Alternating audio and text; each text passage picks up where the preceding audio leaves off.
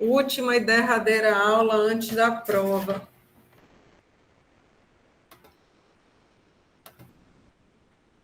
Pronto, deixa eu deixar aqui. Meu povo, o conteúdo mesmo da aula de hoje é bastante simples, né? Mas, assim, eu já queria estar com vocês mesmo, tirando dúvidas do que vocês precisarem aí para avaliação, se fizeram lista, se tiveram dúvidas na lista e tudo mais, para a gente poder chegar nessa provinha feliz da vida e fazer ela tranquilamente, viu?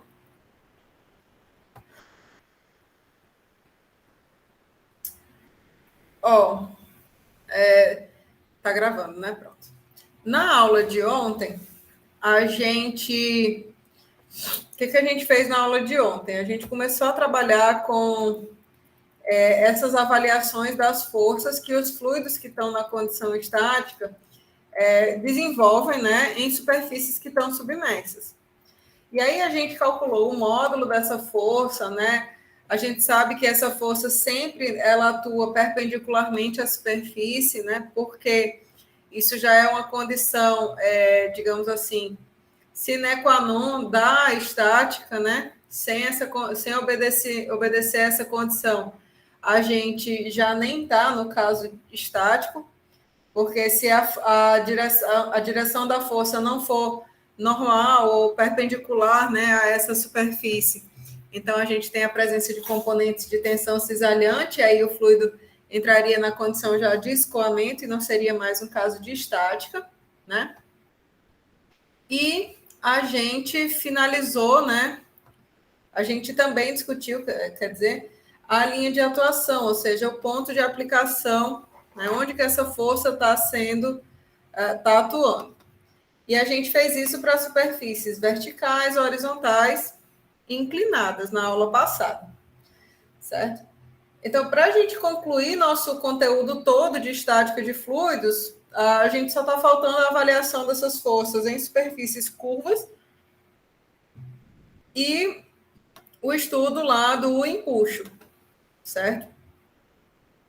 Então, são dois outros aspectos aí que a gente ainda vai trabalhar hoje, mas que não são, digamos assim, complexos nem nada, são conteúdos bem tranquilos para a gente levar, tá ok?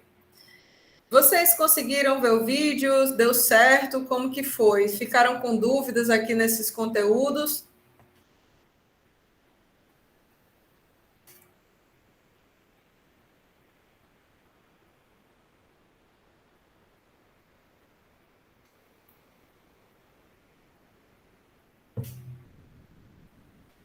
Digam-me aí.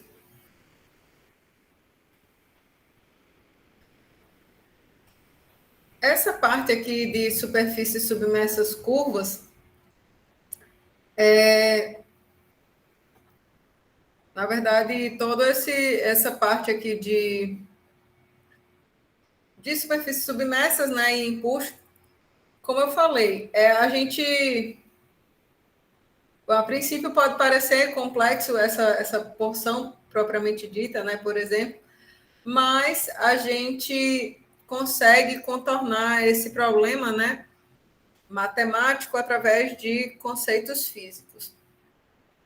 Então, basicamente, se a gente fosse calcular, né, a força referente à carga estática do fluido sobre uma superfície que está submersa aqui, curva, né?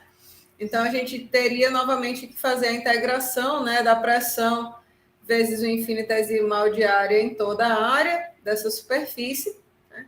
Só que, como a gente sabe que em cada ponto dessa superfície, essa normal que caracteriza a área, ela iria estar apontando numa direção, né? Aqui a gente teria uma normal, aqui a normal já teria outra inclinação, né?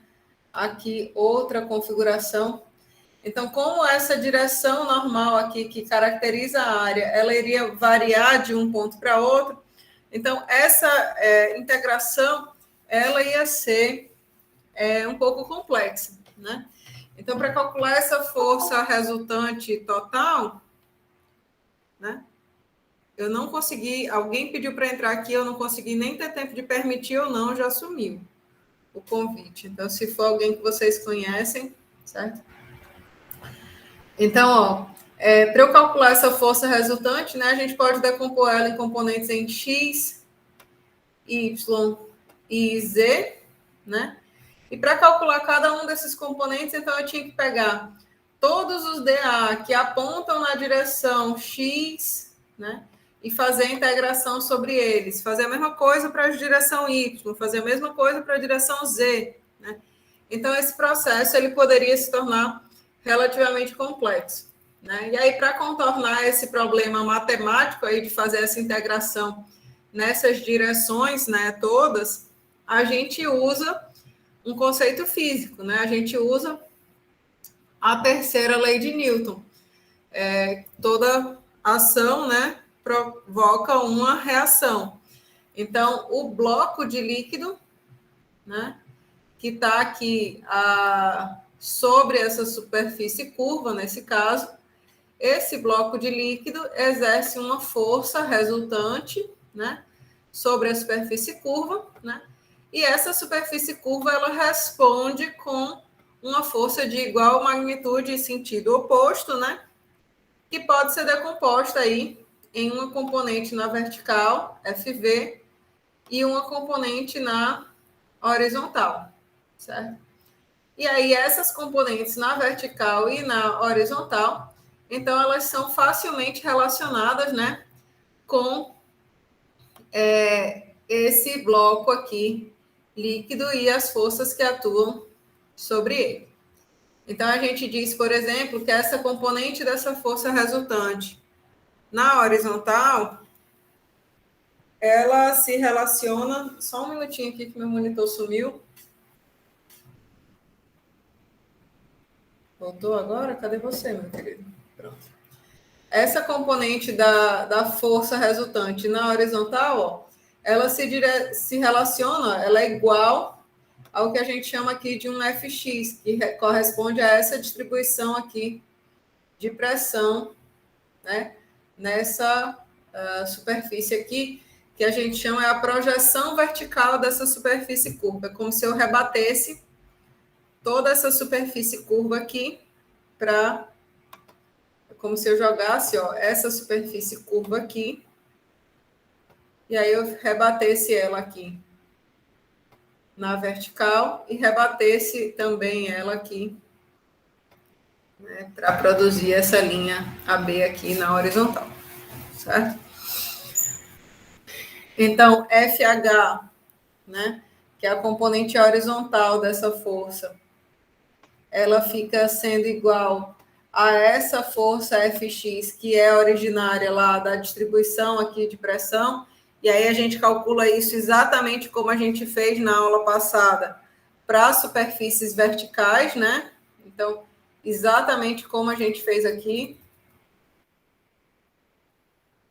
como que calcula essa força da superfície vertical, certo? E a componente lá da AFV, que é a componente da força na direção vertical, né, que é essa componente aqui da força. Aí a gente tem a relação dela com essa distribuição de pressão aqui, ó, que é igual à distribuição de pressão sobre uma superfície horizontal, né? Que aí é bastante simples de calcular. Nós também fizemos isso na aula anterior. Só para mostrar de maneira mais direta, né, na aula anterior, esse ponto aí seria equivalente, ó, a este cálculo aqui das forças referentes a uma superfície submersa horizontal, certo? Então, a gente decompõe o trabalho, né, o problema, que seria trabalhar com uma superfície complexa, curva, né, em um problema mais simples, em que a gente tem uma distribuição de pressão na direção horizontal, que seria Fy, e uma distribuição de pressão na direção vertical, que seria o que a gente chamou aqui de Fx. E aí a gente consegue ver que essa componente H aqui, ó, ela é igual a Fx, e a componente vertical é a soma desse Fy com o peso de fluido que está contido aqui nesse bloco. Tá? A gente pode fazer esse exemplo aqui de maneira bem simples, para estar ilustrando esse problema. Certo?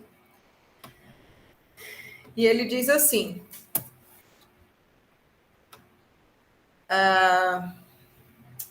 uma comporta curvada, né, com 3 metros de comprimento. Lembrando, 3 metros de comprimento. Comprimento é essa dimensão que está saindo do plano da figura, tá? Saindo do plano da página. Está localizada na parede lateral de um tanque. Né? Então, aqui tem um tanque. Isso aqui é a parede lateral, está aqui descrito, ó, a comporta. Certo? Destacada aqui a comporta. Todo mundo consegue ver isso?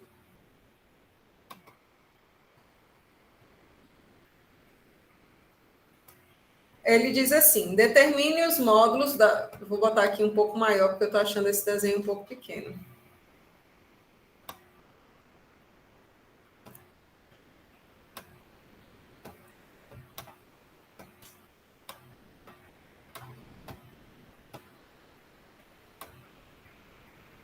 Pronto.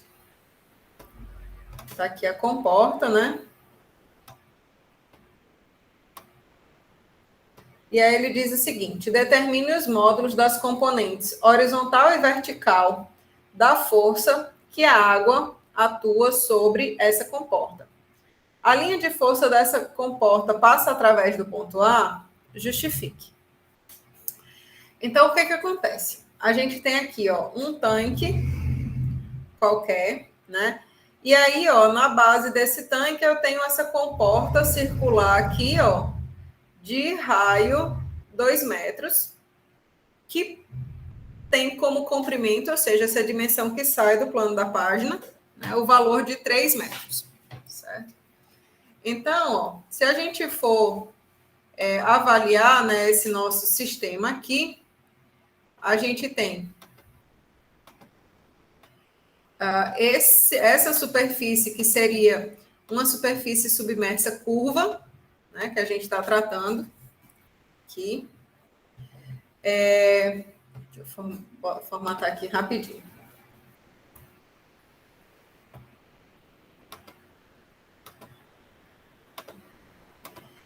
E essa massa de água que está aqui nessa condição estática, ela vai exercer uma força, né, sobre essa comporta. Essa força que a gente não sabe ainda como que ela é, né? Mas essa força que está sendo exercida aí pela massa de água sobre essa comporta, a gente sabe que ela atua perpendicularmente sobre essa superfície. Por quê? Porque o fluido está na condição estática, né? E a gente sabe também que essa força, né, qualquer que seja a intensidade ou o módulo dela, né, a terceira lei de Newton nos garante que existe uma resposta dessa comporta sobre essa massa de líquido que vai ter o mesmo módulo, a mesma intensidade, né? Mas ela vai atuar em direções opostas. Então, a gente pode escrever aqui que essa força resultante, né, vai ser igual a essa, sei lá, FRC, né, a força do lado da comporta, certo? E essa força que está sendo exercida pela comporta, então, a gente pode decompor um componente vertical. Ai, Cacilda.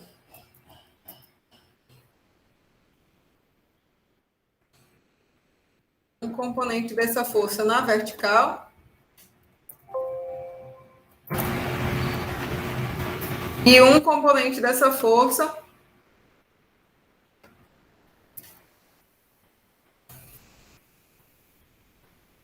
na horizontal.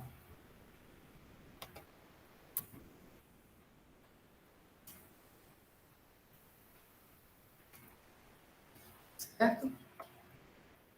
Um componente vertical e um componente horizontal.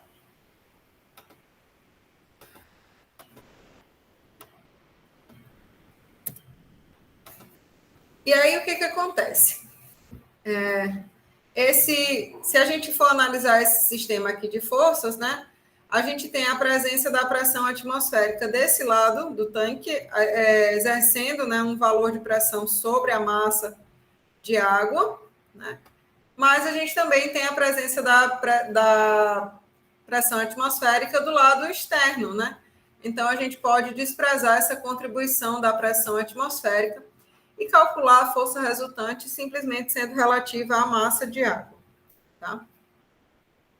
Então, o que isso quer dizer? Quer dizer que a gente vai ter essa força resultante aqui do lado da comporta, sendo decomposta em FRC na direção vertical e FRC na direção horizontal, certo? E aí a gente vai relacionar essas duas componentes, vertical e horizontal, com a geometria do nosso problema, certo? Então a gente delimitou aqui, ó, em vermelho, essa área, vou até mudar de cor aqui. Deixa aqui em verde. A gente delimitou aí essa área referente à comporta, certo? E aí, ó, essa força, a componente horizontal dessa força, FRC, ela vai ter que ser igual, ó, à distribuição de pressão aqui ao longo dessa parede, aqui que eu estou mostrando no slide. Vocês conseguem visualizar facilmente ou está difícil de ver? Partindo do ponto A verticalmente até chegar nessa parte inferior, tá? Então, a gente vai poder dizer, ó,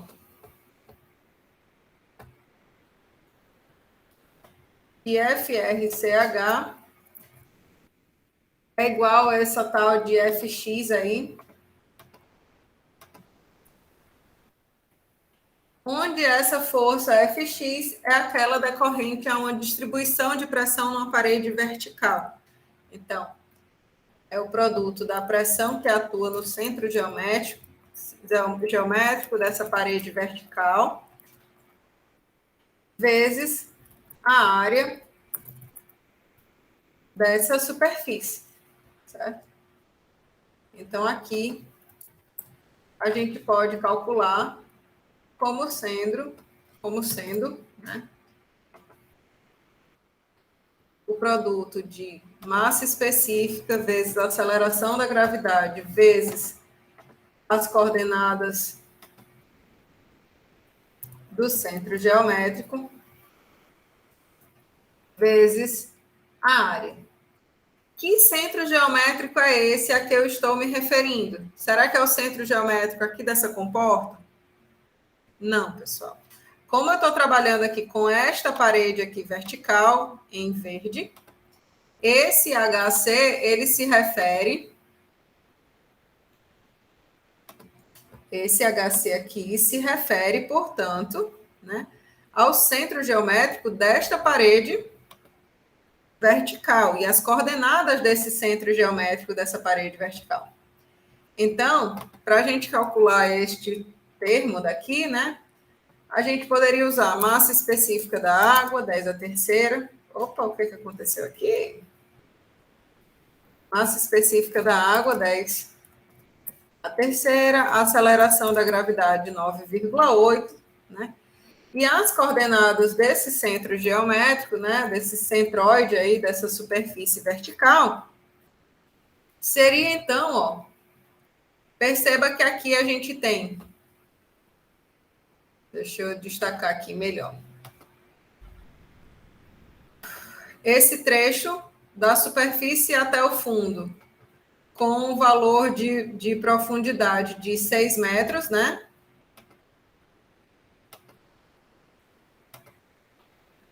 E a gente sabe também que o raio dessa comporta aqui é 2 metros. Isso significa que existe uma altura L aqui, que eu vou chamar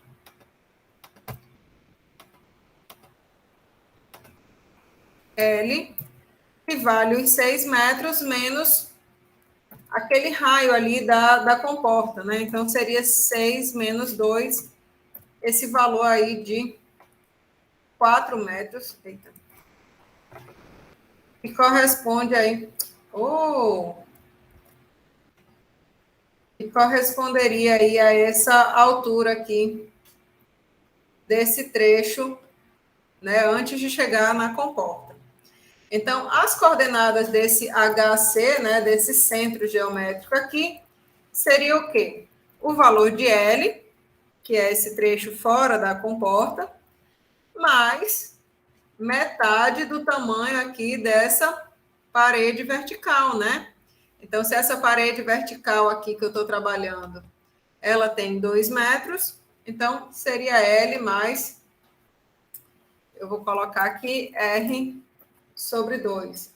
O raio sobre 2, só para vocês entenderem que é a altura dessa parede vertical, certo? Professora, por que metálico?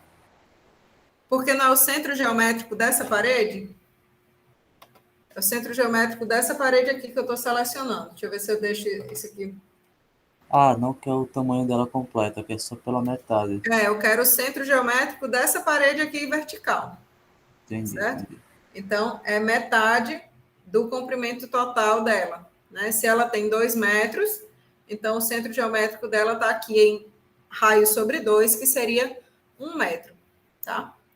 Só que como o valor de 1 metro não é as coordenadas aqui do HC, né? Então a gente precisa somar esse valor aqui com esse L. Deu para entender? Deu. Pronto. Então aqui a gente ficaria com 4 mais 1 vezes a área. Que área seria essa, novamente, pessoal? A área da parede vertical aí que a gente está trabalhando. Então, essa área, que é a área da parede vertical, tem 2 metros, né? Que é o raio, vezes o comprimento que está saindo desse plano da página, 3 metros. Então, eu vou até colocar aqui, só para deixar isso destacado, né? Raio vezes, eu vou botar aqui comprimento. R vezes C. Com isso, a gente calcula aí a componente horizontal, FR HC. Professora, pode só circular assim para mim com o mouse qual é a área que a senhora está fazendo? 2 vezes. Essa área é a área referente, novamente, àquela placa que a gente estava falando, João. Então, aqui, essa placa rosa, né? Então, vou deixar isso aqui de rosa para você conseguir identificar melhor. É a área dessa placa aqui vertical. Então, ela tem 2 metros, né? E saindo do plano dessa página, a gente tem 3 metros de comprimento, conforme anunciado. Deu para entender? Deu sim. Pronto. Então, aqui a gente fica com 5 vezes 6, 30, né? 30 vezes 9,8 vezes 10 a terceira.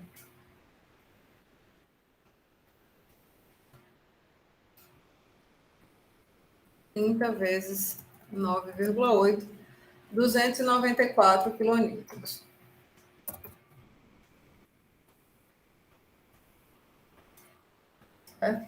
Essa é a componente horizontal.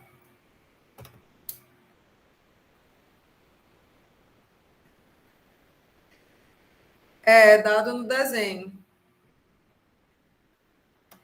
Não sei quem foi que perguntou, João. Tá com dúvida sobre como chegou no 2. É porque aqui eu já botei várias coisas no desenho, João, pode ser que não tenha dado para ver. Mas aqui no desenho original, você consegue ver, que o raio daqui da comporta é de 2 metros, tá? Deixa eu ver se eu tiro aqui. Tudo bem? Ótimo. Se eu tirar esse coisa aqui, talvez fique mais fácil. Pronto. Não, Vinícius, porque veja só, o que a gente está fazendo? A gente está dizendo que essa força, que é a força FR na direção horizontal, ela é igual à distribuição de pressão que atua nesta parede rosa aqui, que é a parede vertical, certo? Essa parede vertical aqui, tá? Então, essa parede vertical, se você olhar exclusivamente para ela, ó, ela tem 2 metros de altura por 3 metros de comprimento, né? Ela sai desse plano da página. Se a gente for analisar aqui, ó,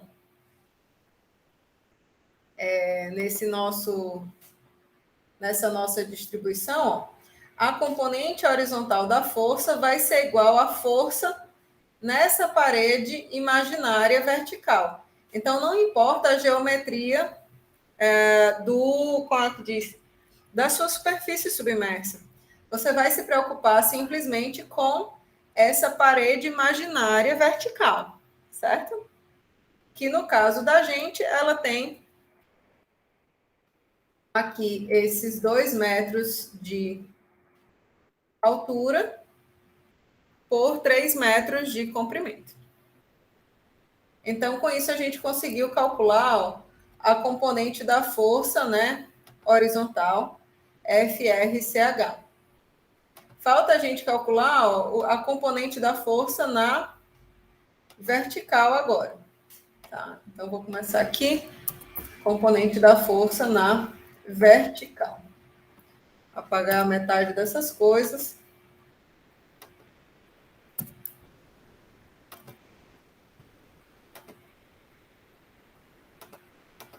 Pronto. Então, a componente da força na vertical, ela vai ser dada pela soma do que a gente chamou ali de FY com o peso do fluido que está aqui, né, sendo apoiado por essa comporta, ou seja, é o peso do fluido que está contido aqui nesse espaço, né, digamos assim, referente à própria comporta. Então, é o peso do fluido que está aqui, né, ocupando esse espaço aqui, certo?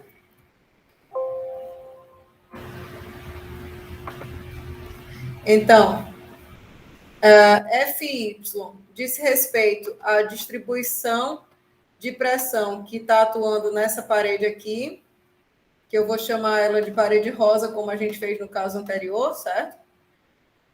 Eu vou trabalhar com essa distribuição de pressão e, em seguida, a gente vai somar com o peso do fluido que está contido aqui. Então, para calcular essa FY, né, perceba que FY é uma superfície horizontal. Como é que eu calculo a força referente à pressão numa superfície horizontal? Simplesmente faço o produto da pressão naquela profundidade vezes a área da própria superfície. Por quê? Porque na horizontal a gente tem aqui uma distribuição uniforme da pressão, tá?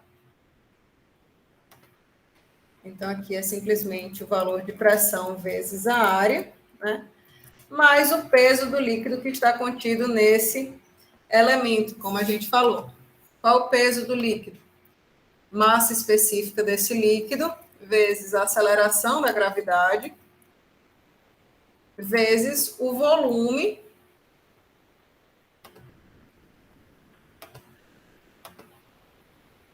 do elemento, né? O volume aí desse 1/4 de esfera, né?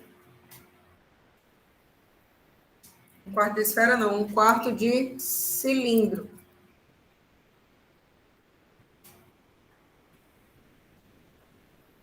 certo?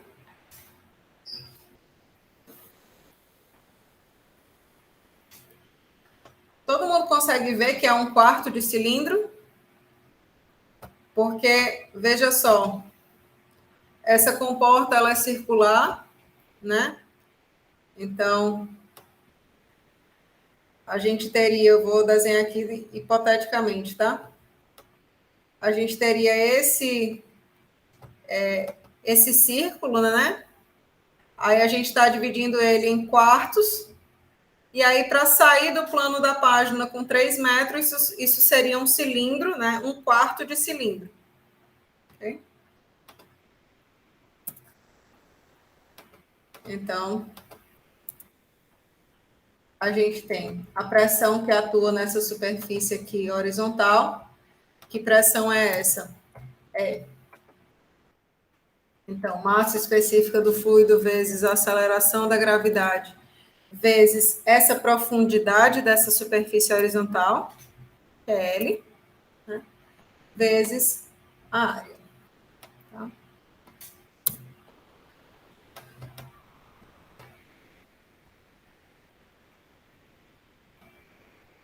Eu vou colocar esse ρ vezes G aqui em evidência. 10 a terceira vezes 9,8. E aí, ó, esse volume de 1/4 de cilindro vai ser o quê? Vai ser 1/4 da área da circunferência, 1/4 de πr²,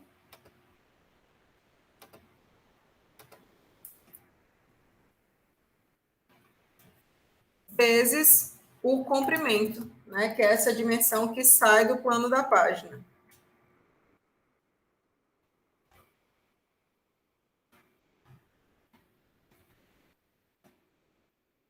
Então, aqui a gente sabe que essa profundidade, a gente já tinha dito que vale 4 metros, né? Ele vale 4 metros. A área da superfície horizontal é similar à área que a gente usou na superfície vertical, né? Então, seria esses 2 metros vezes, que é o raio, vezes o comprimento, 2 vezes 3.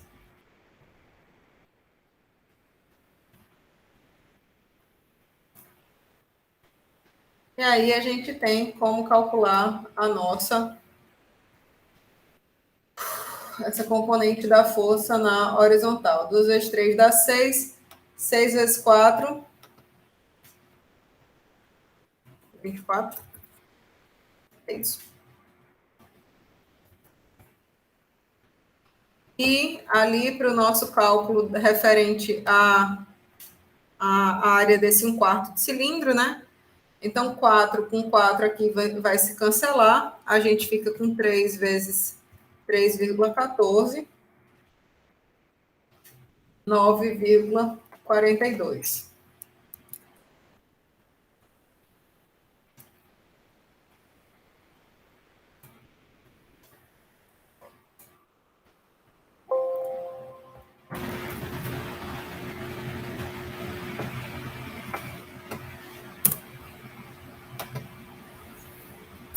Mais 24 vezes 9,8, 327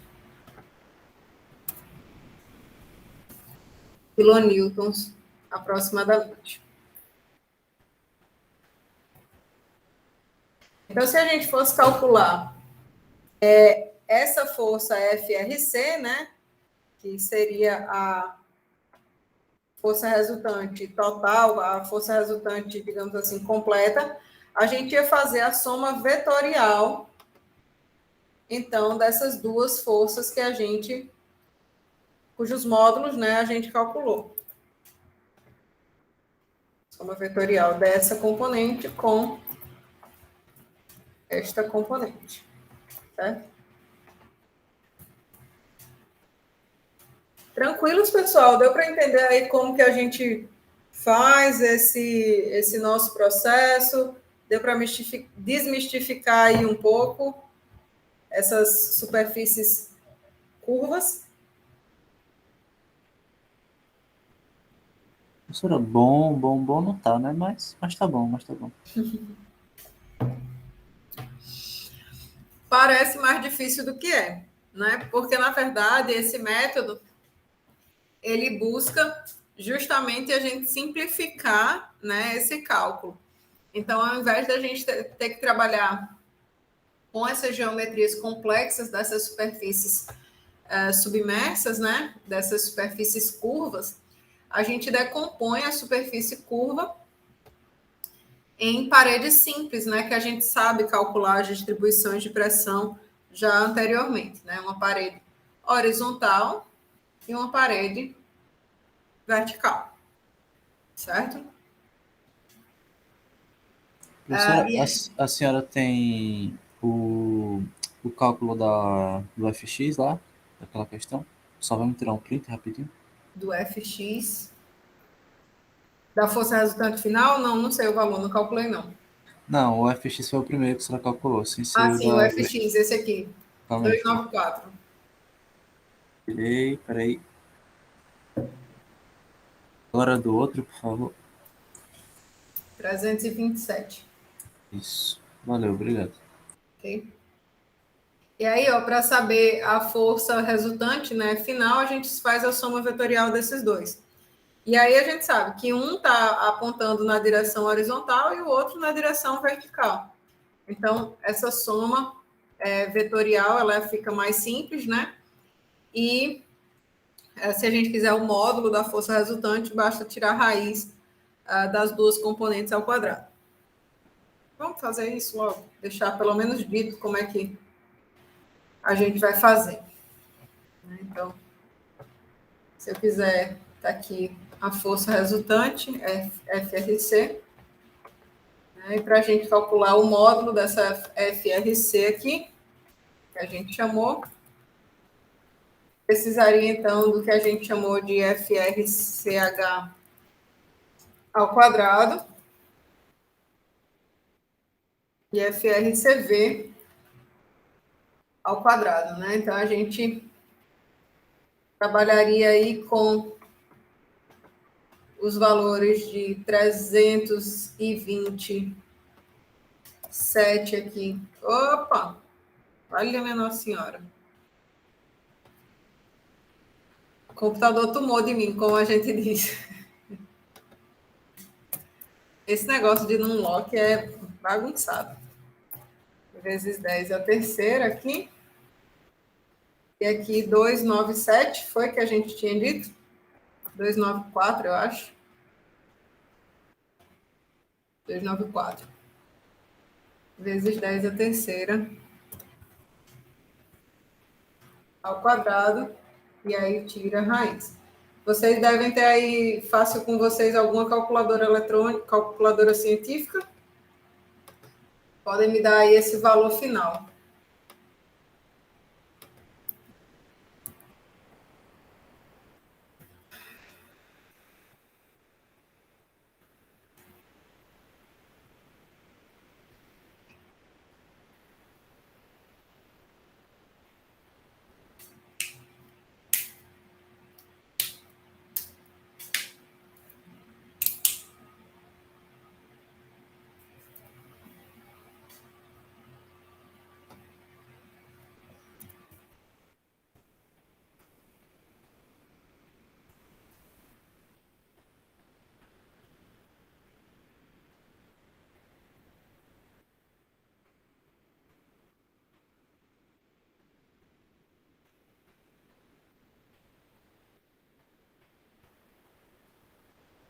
Aqui no meu deu 43.266, eu acho.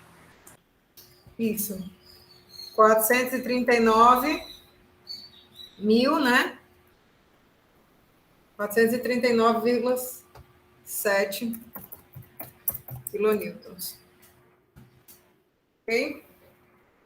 Aí ele pergunta: a linha de força dessa força resultante passa através do ponto A? Sim, né? Por quê? A gente sabe que isso aí é 1/4 de circunferência, né? Então, as forças referentes à pressão, né, vão produzir sempre uma força resultante que vai atuar normalmente essa superfície curva, né, no caso de uma circunferência, e aí a linha de ação dela, ó, obviamente, né, tem que passar pelo centro dessa circunferência, tá? Então, quando a gente tem aqui 1/4 de circunferência, imagine que a gente tem a mesma situação aí para essa força que está atuando sobre essa superfície submersa. Tá? Em alguns casos, pessoal, pode ser que a superfície, ó, ela se encontre acima do líquido, né?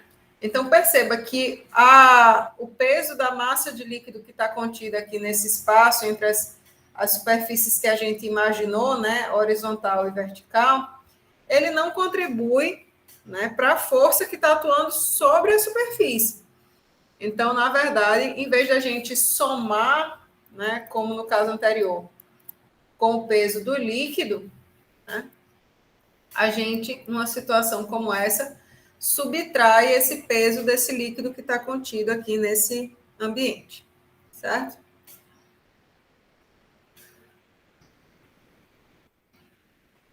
Bom, para concluir nosso conteúdo aqui de estática de fluidos, nosso último tópico é relativo a empuxo, né? E empuxo, na realidade, é a descrição do princípio de Arquimedes. Então, é aquela relação. Gente, eu me lembrei agora que eu assisti um filme essa semana muito engraçado, cujo nome eu não me lembro, né? Mas ele dizia assim: olha, o cara queria construir uma ilha, né? Fora do território, como é que se diz? Como que a gente chama aquilo do território marítimo que se refere a um país, da faixa territorial? Isso, nas águas internacionais. Pronto, aí ele queria construir uma ilha, né, com uma plataforma de petróleo em águas internacionais, porque Ilha de Rosas, exatamente, é esse o nome do filme. Muito engraçado, muito bom, né? E aí, em determinado momento, quando ele está querendo fazer essa construção, ele se depara com o problema dele ter que transportar, né, para águas internacionais de maneira barata aço, né? Que é uma coisa que a gente imagina, nossa, um tubo de aço é um tubo pesado, né? Eu quero fazer isso para ser sustentação dessa minha plataforma, dessa ilha aí, teórica.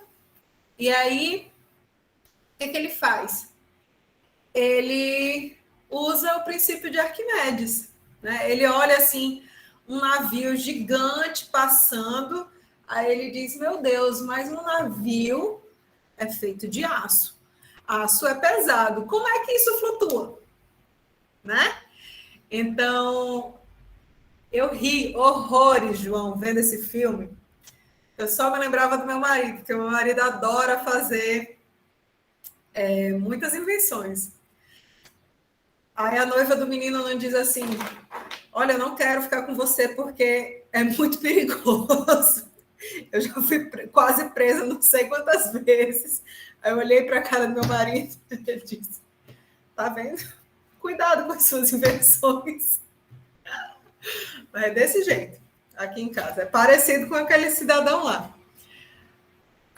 Enfim, né? Quem assistiu esse filme, vocês é uma sugestão, tem lá no Netflix, assista. É muito engraçado, muito bom.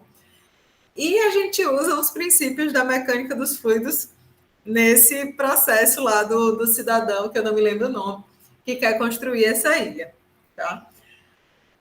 E aí ele olha para esse navio muito grande, como esse cruzeiro que está aí na foto, ele diz, como que pode transportar um negócio pesado como é o aço e mais sei lá quantas mil pessoas aí dentro e um negócio desse flutuar, né? E aí, essa questão da flutuabilidade, né, está relacionada. Sim, o filme é baseado em fatos reais. Até hoje, aquela situação lá foi a única invasão que a República Italiana participou na sua história, assim. Então, é uma coisa bem interessante. E tem algumas fotos, né, no final do filme da ilha, como era realmente, né, e tudo mais. Opa, tô dando spoiler. Desculpe. Como foi construída e tudo mais. Então, nesse momento, né, que a gente quer avaliar como que faz e o que faz um corpo flutuar ou não, né, a gente deve recorrer a esses princípios aí de hidrostática, né, de estática de fluidos, porque o que acontece? Se a gente tem um corpo que ele está submerso num fluido, num líquido, né? Desculpa, pessoal. A gente deve entender que a porção superior desse elemento, ela vai estar sujeita a uma carga hidrostática, né? Então, a gente pode imaginar que essa força referente à carga hidrostática seja produto da massa específica, a aceleração da gravidade e a posição, né, dessa superfície superior vezes a área, né?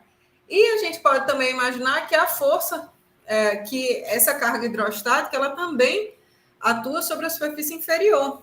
Então, o mesmo poderia ocorrer, né? Então, e se esse corpo ele tem uma espessura aqui H, a gente consegue ver claramente que essa força aqui na superfície inferior, ela é maior do que a da superfície superior. Então, se a gente for fazer essa diferença entre esses dois valores, a gente vai ver que alguns termos se cancelam, né?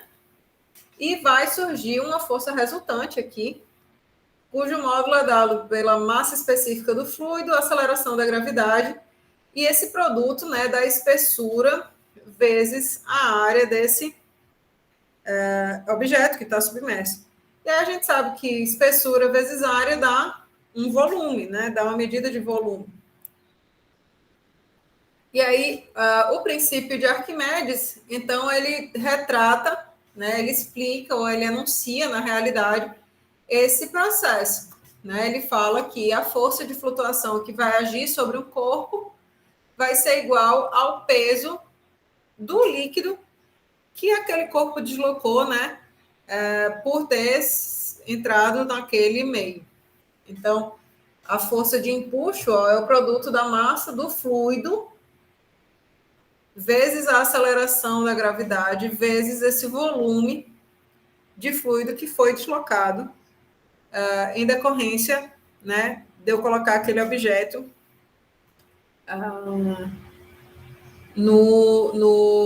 naquele meio fluido, certo?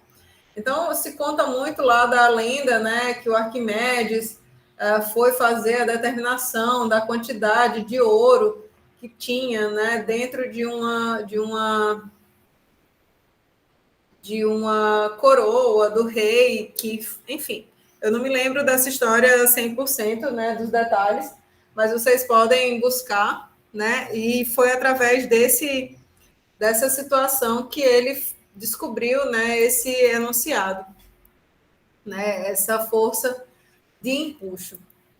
E aí, quando a gente olha para esse processo, né, a gente deve entender que o empuxo, como a fórmula lá está descrevendo para a gente, né, não depende nem da distância do corpo até a superfície livre, nem da massa específica desse objeto sólido, né, depende somente do fluido, massa específica do fluido e do volume que está sendo deslocado, certo? Pela presença daquele objeto. Então, independente de qual que é a forma desse corpo, né? Contanto que eu saiba qual que é o volume desse objeto, eu posso calcular o empuxo tranquilamente. Então, quando a gente entende isso, né? A gente pode fazer avaliações aí de qual que vão ser as forças que atuam ou quais que vão ser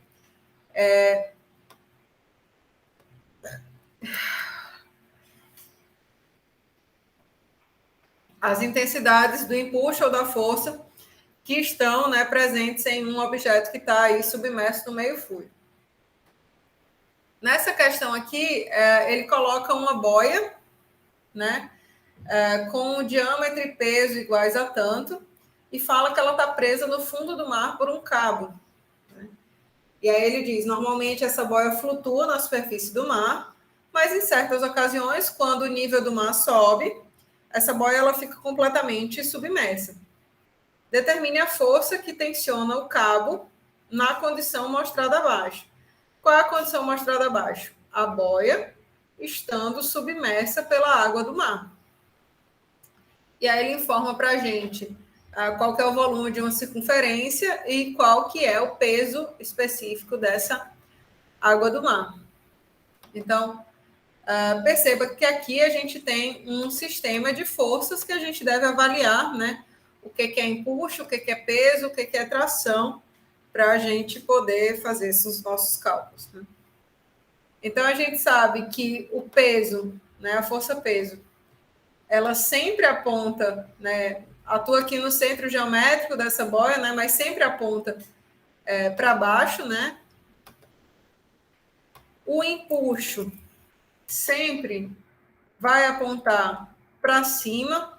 Por que o empuxo sempre vai apontar para cima? Porque percebam, quando a gente fez aqui a nossa dedução, a gente verificou que a força na face inferior, que aponta para cima, ela era maior do que a força que atuava na face superior. Então, essa resultante que é produzida, ela aponta para cima, certo? E a gente sabe que esse cabo aqui que está segurando essa boia, né? Ele pode estar tanto sendo tracionado para baixo quanto para cima. Então, a gente pode arbitrar aqui uma direção para essa força referente à tração. Tá? Então, nesse conjunto aqui de forças, a gente tem a força de empuxo, né? A gente chama a força de empuxo de FB porque vem de buoyance, né? Flutuação, a força de flutuação. Geralmente é essa anotação que a gente encontra na maioria dos livros. Tá? Do mesmo jeito que por que a gente chama peso de W? Porque vem de weight. Né? Então é a vida. Já estamos nessa aí, né? Vamos seguir. E a tração aqui. Tá? Então, a gente pode montar uma pequena equação que descreva aqui esse nosso problema físico.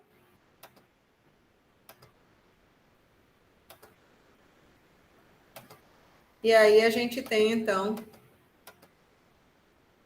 no caso, como a gente adotou aqui, né, a força de empuxo se somando com sendo igual ao peso mais a atração. Certo? E aí a gente passa para o fato de que essa força de empuxo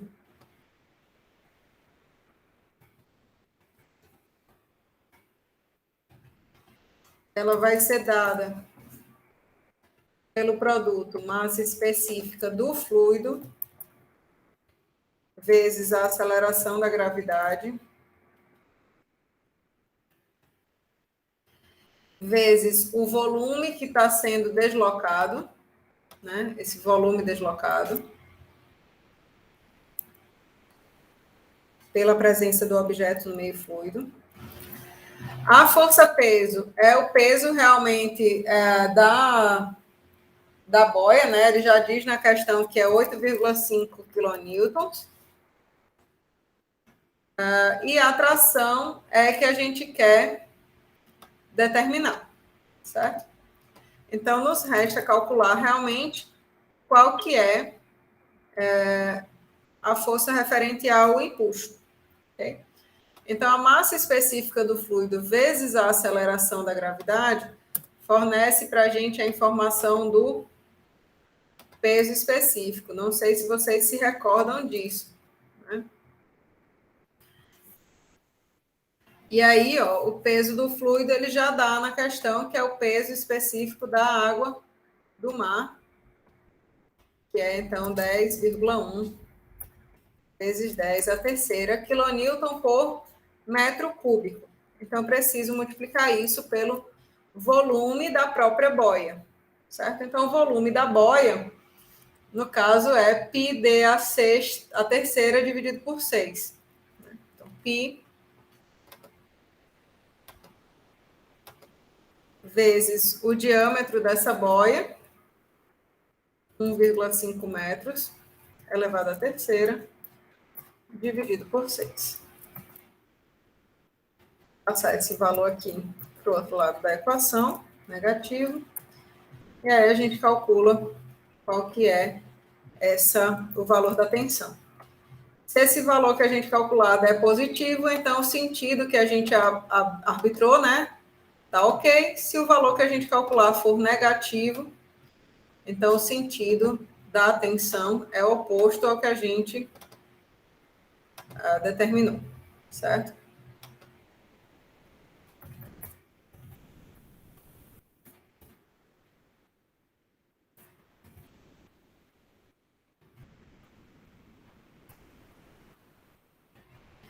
Então, 17,84 menos 8,5, 9,34 vezes 10 à terceira.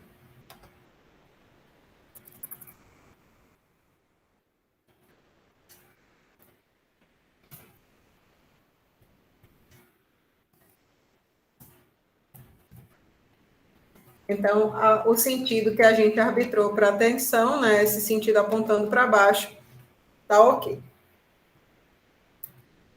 Tem algumas questões bem interessantes aí de empuxo no material de vocês, nas listas de exercícios, que vocês precisam realmente pensar qual que é o volume que foi deslocado, o que está realmente submerso, qual que é o peso que eu vou ter que trabalhar, né? Então, são questões realmente de quebrar a cabeça um pouco, né? Não tem nada matematicamente muito difícil, mas a gente precisa olhar criteriosamente esses volumes submersos, tá?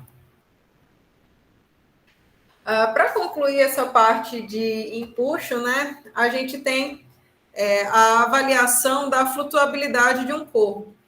Então, se um corpo está flutuando, como mostrado aqui na figura, então a força-peso ela vai igualar-se ao empuxo desse que está sendo exercido sobre esse objeto que está flutuando, né?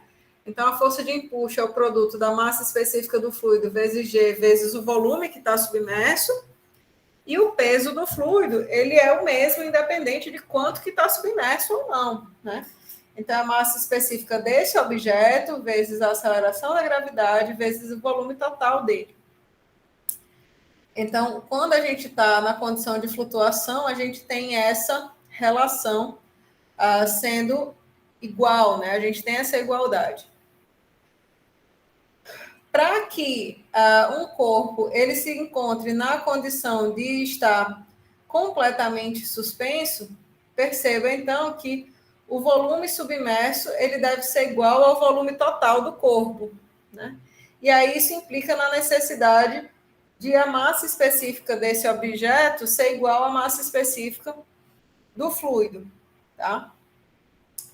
E já se a gente tem um corpo que ele afunda, né, nesse meio, então a gente diz que obrigatoriamente a massa específica do corpo ela é maior do que a massa específica do meio fluido, certo? E aí por isso o objeto afunda, ok? Bom, o último conceito relacionando aí se aí a peso e empuxo, né? A gente tem a relação de estabilidade. Essa relação de estabilidade que a gente quer mostrar aqui, ela está muito relacionada à sensação de estabilidade que a gente tem quando está dirigindo um carro, certo? Então, por exemplo, quando você está dirigindo um carro cujo centro de gravidade ele está mais próximo do chão, né? Quando ele tem um carro baixo, como, sei lá, um sedã, ou então o próprio carro de Fórmula 1 é o exemplo clássico, né? A gente tem o centro de gravidade desse veículo muito próximo ao chão. Então, é possível você fazer curvas, né, a velocidades muito altas, com segurança. Quando a gente fala em centros de gravidade mais elevados em relação ao chão, né, no caso de carros, a gente fala numa sensação de estabilidade menor, né, quando você está dirigindo. Então, por exemplo, se você pega uma caminhonete para dirigir, ela está muito mais distante do chão do que um carro de Fórmula 1. Então, você não consegue fazer uma curva numa caminhonete na mesma velocidade que um carro de Fórmula 1, ainda que você tivesse as mesmas condições de motor e tudo mais. Por quê? A famosa Hilux. Oh, é linda, bichona. Aqui em casa, quando a gente passa na rua que vê uma Hilux, oh, bichona bonita. Desse jeito. Aí, então, essa sensação de estabilidade, ela está relacionada com a posição do centro de gravidade desses carros, né? O mesmo acontece, né, essa relação de estabilidade, ou de maneira similar, isso acontece quando a gente está falando em embarcações, né? Então, para uma mesma embarcação, né, como essas aqui da figura da esquerda e a figura da direita, percebam que a gente tem a mesma embarcação com o mesmo volume aqui que está sendo submerso no meio fluido. Então, se a gente tem o mesmo volume de fluido que está sendo deslocado, né, e um mesmo fluido de trabalho, a força de empuxo que está sendo gerada em ambos os casos, ela vai ser a mesma, né? Só que, no caso da embarcação da esquerda, percebam que o centro de gravidade dela está baixo, né? Então, o conjugado empuxo e gravidade, esse par de forças, ele vai promover a formação de um aumento resultante que ele tem a tendência, veja só, de aprumar essa embarcação.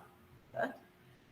Na figura da direita, a gente tem um empuxo com a mesma intensidade, atuando na mesma linha de ação, mas a força-peso, em decorrência do fato desse centro de gravidade ser muito elevado, muito alto, né? Essa força-peso vai formar um par com a força de empuxo, cuja tendência é de rotacionar essa embarcação. Então, perceba, essas linhas de ação da força de empuxo e da força-peso, elas podem estar de qualquer forma, né, para uma dada embarcação. Porém, a organização da carga, a geometria da própria embarcação vão determinar se esse conjugado dessas forças vai tender, né, a uma estabilidade, a uma condição de estabilidade, ou a uma condição de rotação. Então, por isso que a gente vê, né, por isso que, apesar da gente ver navios cargueiros com muitos e muitos andares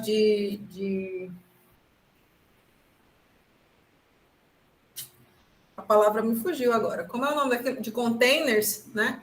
Tenho certeza que ali sempre é feito um cálculo para avaliar qual seria a altura máxima permitida de empilhamento para garantir que aquelas embarcações, né, estejam numa condição de estabilidade, certo? Então, meu povo, esse seria o nosso conteúdo aí para essa segunda avaliação, certo? Nós estamos disponíveis. A gente teve um aulão semana passada com a monitoria no sábado. Nesse sábado agora também vai ter. Eu estou só esperando o Felipe me fornecer o link para eu passar para vocês. Né? Diz que foi uma aula bem interessante a da semana passada. E a dessa semana vai ser exclusivamente voltada para a estática de fluidos. Certo?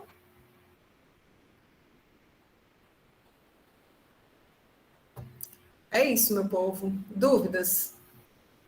Digam-me aí, o que mais eu posso ajudar vocês hoje?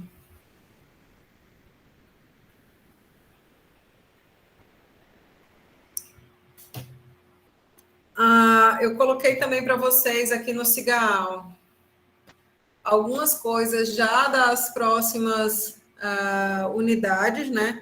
Já coloquei para vocês aqui as listas de exercício de análise diferencial e análise integral, que é o nosso próximo conteúdo. Vou colocar também aqui as listas de reprodução de vídeos na ordem, conforme eu fiz nos casos anteriores, né, para vocês.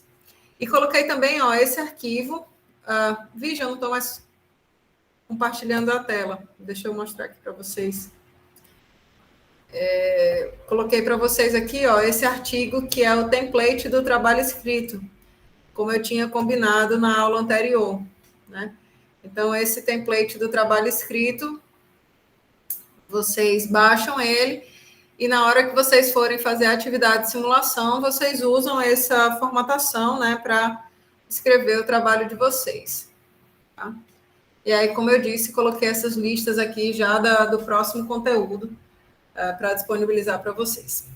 Certo? Terça-feira nós temos aulas de dúvidas, como a gente tinha combinado. E quinta-feira, prova. Vai dar tudo certo. Beleza?